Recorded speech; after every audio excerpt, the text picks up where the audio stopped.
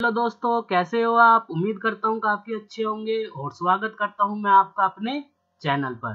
तो आपके लिए मैं एक और ज़बरदस्त वीडियो लेके आ गया हूँ। इस वीडियो के माध्यम से हम देखेंगे UP police assistant operator online form को स्टेप बाय स्टेप हम किस तरह फिल करेंगे, ताकि हमसे फॉर्म फिल करते वक्त कोई गलती ना हो।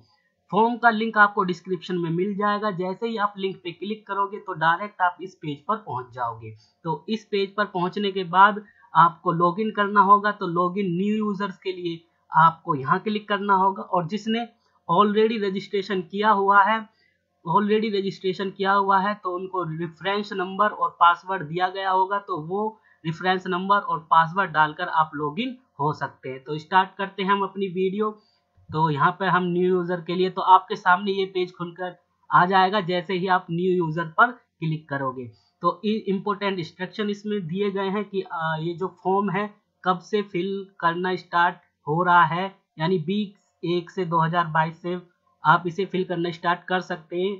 लिंक एक्टिवेट हो गया है। मैं वीडियो थोड़ी लेट अपलोड कर रहा हूँ, इसके लिए माफ़ी चाहता हूँ। आप कब तक इसको फिल कर सकते हैं, यानी लास्ट डेट क्या है ऑनलाइन एप्लीकेशन की, तो वो 28/2/2022 तक है। और जो इसमें हाउ टू अप्लाई, तो आप पढ़ना चाहें पढ़ सकते हैं और नहीं पढ़ना चाहें तो आप छोड़ सकते हैं, कोई प्रॉब्लम नहीं है। तो इसके लिए आपको क्या करना है, आपको यहाँ पे टिक करना है और कंटिन्यू पर क्लिक कर देना है। जैसे ही आप कंटिन्यू पे क्लिक कर देंगे तो आपके सामने एक पेज खुल के सामने आएगा और यहाँ पर आपका रजिस्ट्रेशन होगा। तो दोस्तों, सबसे पहले असिस्टेंट ऑपरेटर यानी पोस्ट अप्लाइंग फॉर पद के लिए आवेदन, तो ये ऑटोमेटिक फिलअप होता है। इसके बाद आता है आपको टाइटल देना होगा, यहाँ पर टाइटल यानी मिस्टर या मिसेज जो भी आप हैं। उसके बाद अपना नाम आपको यहाँ पर लिखना होगा। तो उसके बाद मिडल नेम देना होगा, लास्ट नेम भी आपको देना होगा। अगर आपका मिडल नेम और लास्ट नेम नहीं है तो आप इसे छोड़ भी सकते हो, कोई प्रॉब्लम नहीं है। एप्लीकेंट फुल नेम, तो फुल नेम जैसे ही आप यहाँ पे एंटर करोगे तो आपका ऑटोमेटिक नेम आ जाएगा। उसके बाद आगे चलते हैं।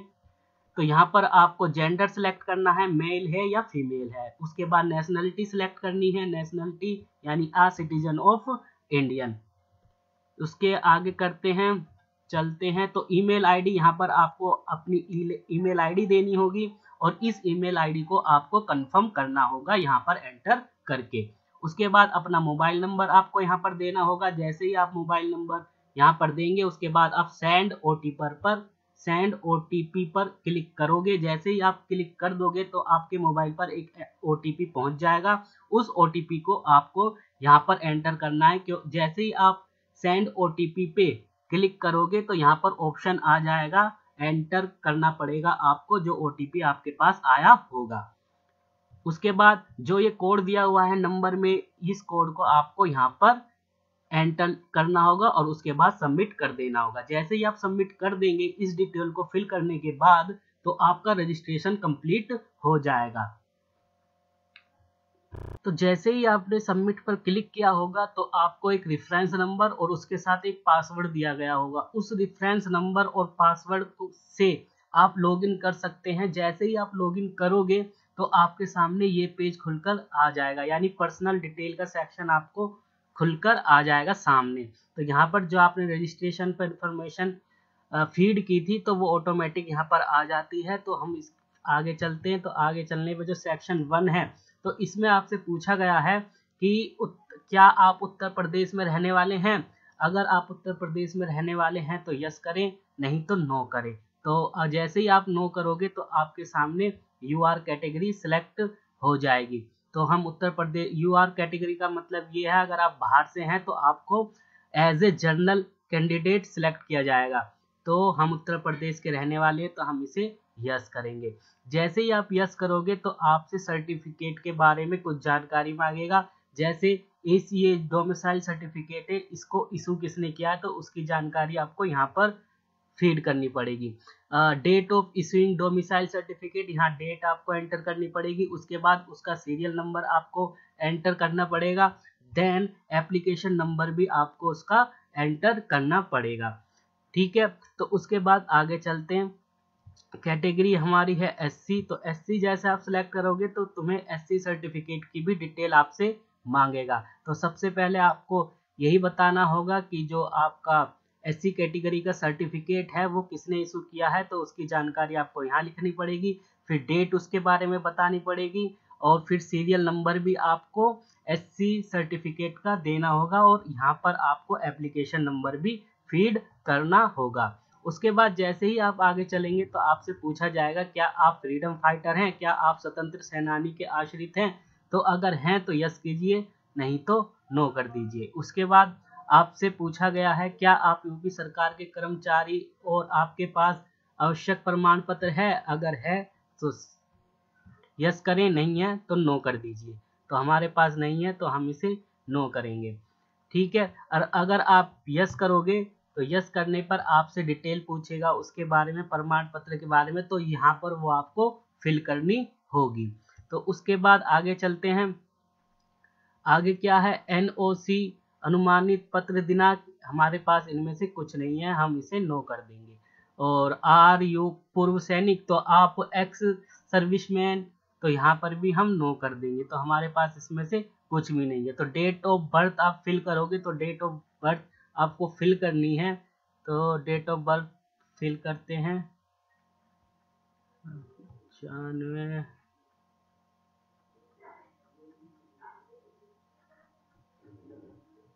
तो ये हमारी डेट ऑफ बर्थ, जैसे ही आप date of birth DOB enter करोगे तो आपकी जो एज है वो ऑटोमेटिक काउंट होकर आ जाएगी। उसके बाद आगे चलते हैं। आगे यहाँ पर आपको अपने फादर नेम एंटर करना पड़ेगा।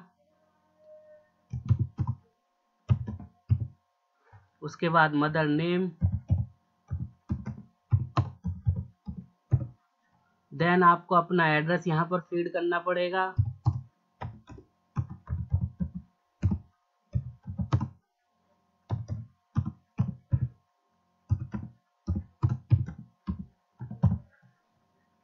एड्रेस फीड करना पड़ेगा। आपके जो स्टेट है वो आपको यहाँ पर फीड करना है, एंटर करना है, उत्तर प्रदेश। उसके बाद डिस्ट्रिक्ट गाजियाबाद, तो ये आ गया गाजियाबाद कर दिया हमने। कस्बा आपको बताना पड़ेगा, यानी जहाँ आप रहते हैं, शहर गांव जो भी है, तो गाजियाबाद, ठीक है। और पिन कोड आपको बताना पड़ेगा, पिन कोड आपको एंटर करना पड़ेगा। ये हमारा परमानेंट एड्रेस है। अगर यही एड्रेस आपका कोरोस्पोंडेंस एड्रेस है तो आप यहाँ पर टिक कर दीजिए, तो ये ऑटोमेटिक आपका फिल हो जाएगा। और उसके बाद आप सेव एंड कंटिन्यू पर क्लिक कर दें। तो जैसे ही आप सेव एंड कंटिन्यू पे क्लिक करोगे तो आपके सामने एजुकेशनल क्वालिफिकेशन का सेक्शन आ जाएगा खुलकर। तो आपको यहाँ पर बोर्ड का नाम देना है जहाँ से आपने 10th क्लास पास की है। उसके बाद ईयर ऑफ पासिंग देना है, यहाँ पर आपसे पासिंग, ईयर ऑफ पासिंग मांगा गया है, महीना और वर्ष में मांगा गया। रिजल्ट आपको ऑटोमेटिक पास पर होगा। उसके बाद आपको रोल नंबर देना है 10th क्लास का, यहाँ पर एंटर करना है। उसके बाद सर्टिफिकेट नंबर या मार्कशीट सीरियल नंबर आपको यहाँ पर देना होगा। उसके बाद 12th इंटरमीडिएट के बारे में पूछा गया है, तो आपसे यहाँ पूछा गया है कि आपने जो इंटर पास की है उसमें आपके पास सब्जेक्ट जो है वो PCM है या नहीं है। अगर है तो यस कीजिए, नहीं है तो नो कर दीजिए। फिर बोर्ड का नाम आपसे पूछा गया है, किस बोर्ड से आपने इंटर की है। ईयर ऑफ पासिंग पूछा गया है, रिजल्ट ऑटोमेटिक पास पर आएगा। इंटर का रोल नंबर आपसे पूछा गया है, मार्कशीट का सर्टिफिकेट, मार्कशीट सीरियल नंबर आपको यहाँ पर देना होगा। उसके बाद आपसे पूछा गया है कि आपके पास अगर डोएक सर्टिफिकेट है तो आप यहाँ पर यस करेंगे, अदरवाइज नो करेंगे। ये इतना मैंडेटरी नहीं है, जिनके पास नहीं है वो भी इस फॉर्म को फिल कर सकते हैं और जिनके पास है वो भी इस फॉर्म को फिल कर सकते हैं।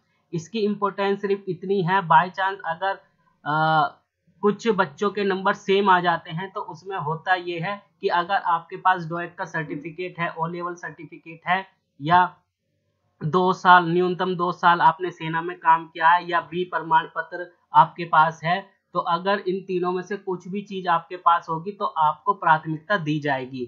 तो इसलिए ये है, लेकिन अगर ये इतना मैंडेटरी है नहीं, लेकिन आपको फायदा जरूर देगा। तो ये हमारे पास नहीं है, हम सभी को नो कर देते हैं। तो जैसे ही आपने डिटेल एंटर कर दोगे तो आपको यहाँ पर सेव एंड कंटिन्यू पे क्लिक करना है। जैसे ही आप सेव एंड कंटिन्यू पे क्लिक करोगे तो दोस्तों आपके सामने अपलोड फोटो का सेक्शन खुलकर सामने आ जाएगा। उसके बाद आपको क्या करना है, चूज फाइल पर जाना है और चूज फाइल पर जाकर आपको अपना फोटो सिलेक्ट करना है और देन उसके बाद अपलोड पर एंटर कर देना है। जैसे आप अपलोड पर एंटर करोगे तो आपका फोटो अपलोड हो जाएगा। उसके बाद आपको सेव एंड कंटिन्यू पर क्लिक कर देना है। जैसे ही सेव एंड कंटिन्यू पर आप क्लिक कर दोगे तो उसके बाद आपका सेक्शन खुलकर आएगा सिग्नेचर का। तो यहाँ पर आपको अपना सिग्नेचर अपलोड करना है, तो सिग्नेचर अपलोड करते हैं।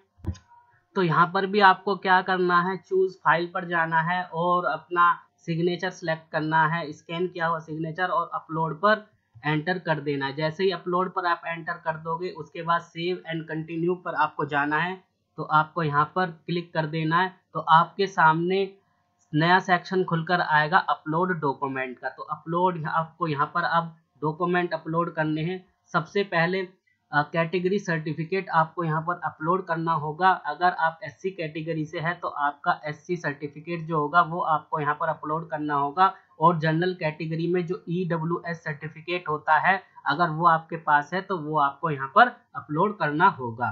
ठीक है, 10th क्लास की मार्कशीट आपको यहाँ पर अपलोड करनी होगी या सर्टिफिकेट आपको अपलोड करना होगा। सेकंड नंबर पर अगर थर्ड नंबर की बात करें तो इंटर की जो आपकी मार्कशीट होगी वो आपको यहाँ पर अपलोड करनी है।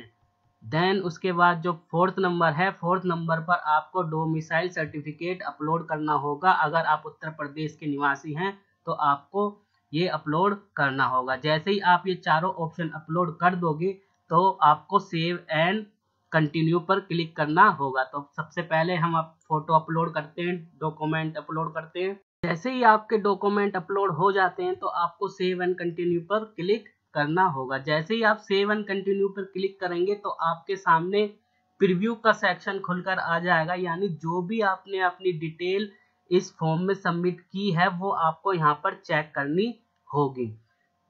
जो क्यों चेक करनी होगी, ताकि आपने कोई गलती नहीं कर दिया, आपको एक बार ये देखना है। क्योंकि अगर इसको आप सबमिट कर देते हो अभी तुरंत एकदम सबमिट कर दोगे, अगर कुछ गलती होगी तो बाद में आप इसको एडिट नहीं कर पाओगे। तो आपको ये एक बार चेक करके उसके बाद सबमिट करना होगा। तो हम अपना फॉर्म सबमिट करते हैं। तो आपको लास्ट में एंड में पहुंच जाना है और जितने भी ये डिक्लेरेशन दिए हैं यहाँ पर आपको क्या करना होगा, टिक करना होगा ये, और उसके बाद आपको कंटिन्यू पर क्लिक कर देना है। जैसे ही आपने अपनी डिटेल आपकी फिल जो की है वो सही है तो आप यहाँ पर प्रोसीड टू पे पर क्लिक कर सकते हो। तो जैसे ही आप प्रोसीड टू पे पर क्लिक करोगे तो आपके सामने ये डिक्लेरेशन का नोटिफिकेशन सा खुल के आ जाएगा। तो इसमें ये लिखा हुआ है, ये आपको सबमिट करना पड़ेगा कि ये लिखा हुआ है कि जो भी मैंने अपनी डिटेल दी है वो सब कुछ एकदम सही है। तो जैसे ही आप इसे सबमिट करोगे तो आपके सामने ये सेक्शन खुल जाएगा इस तरह का पेमेंट का। तो आपको प्रोसीड टू पेमेंट पर क्लिक करना है। जैसे आप प्रोसीड टू पेमेंट पर क्लिक करोगे तो उसके बाद आपको ओके करना है। ओके करने के बाद आपके सामने एक इंटरफेस खुल के आ जाएगा इस तरह का बैंक का। अगर आपका अकाउंट एसबीआई में है, एसबीआई बैंक में है, तो आप उसकी नेट बैंकिंग यूज कर रहे हैं तो आप ये ऑप्शन सेलेक्ट करोगे। अगर अदर बैंक में आपकी एसबीआई है, वो सॉरी अदर बैंक में आपका वो है क्या कहते हैं नेट बैंकिंग है, तो आप इस सेक्शन को सिलेक्ट करोगे। उसके बाद स्टेट बैंक में अगर आपका डेबिट कार्ड है, अकाउंट है, तो आप यहाँ पर जाओगे। अदर बैंक में अगर डेबिट कार्ड है तो आपका ऑप्शन ये होगा, क्रेडिट कार्ड का ऑप्शन भी है और आप यूपीआई से भी पेमेंट कर सकते हो। जैसे ही आप इस पेज पर पहुंच जाओ तो अपने अकॉर्डिंग आप सेलेक्ट कर लीजिए कि आपको पेमेंट किससे करनी है। तो सॉरी हम पीछे जाते हैं तो हम डेबिट कार्ड से करेंगे। तो जैसे ही डेबिट कार्ड सॉरी, तो ये तो सॉरी का ऑप्शन आ गया है, यू हैव ट्राइड। तो आपको करना क्या है, दोबारा बैक जाना है और प्लीज सेलेक्ट टाइप कार्ड। तो इस पे जाएंगे हम। तो आपके सामने एक मिनट, एक अलर्ट आ गया है।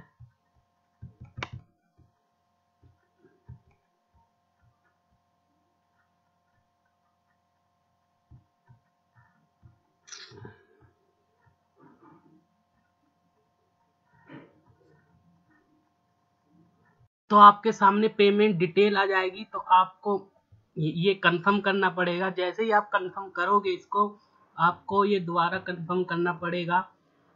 तो जैसे ही आप कंफर्म करोगे तो आपके सामने पेमेंट इंटरफेस खुलकर आ जाएगा। तो इसमें आपको कार्ड नंबर, एक्सपायरी डेट और कार्ड होल्डर नेम आपको यहाँ पर देना होगा और CVV नंबर आपको देना होगा, और जो ये कोड दिया हुआ है ये आपको यहाँ पर एंटर करना होगा। उसके बाद आप पे पर क्लिक करोगे। जैसे ही आप पे पर क्लिक करोगे तो आपका फॉर्म जो है वो आपका सबमिट हो जाएगा। आप उसका प्रिंट आउट निकाल कर रख सकते हो फ्यूचर यूज के लिए। तो अगर आपको वीडियो पसंद आई हो तो वीडियो को लाइक कीजिए और चैनल को सब्सक्राइब कीजिए। मैं ये पेमेंट करके नहीं दिखा सकता क्योंकि मैं इस फॉर्म को फिल नहीं कर रहा हूँ।